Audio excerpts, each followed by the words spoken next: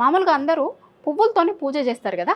కానీ పువ్వులనే పూజించేటువంటి పండగ ఏదన్నా ఉంది అంటే అది తెలంగాణకు ప్రత్యేకమైనటువంటి పండగ బతుకమ్మ పండుగ. తెలంగాణ సంస్కృతి సాంప్రదాయాలకు ప్రతీకగా ఉంటుంది ఈ బతుకమ్మ పండుగ. 9 రోజుల పాటు చాలా ఘనంగా తెలంగాణ పల్లెలలో బతుకమ్మ పండుగను నిర్వహిస్తారు. అయితే ఈసారి రాష్ట్ర ప్రభుత్వం కూడా 9 రోజుల పాటు 9 రకాలుగా వివిధ రకాలలో దీన్ని చాలా గ్రాండ్గా జరపాలి అని ప్లాన్ చేసిందట.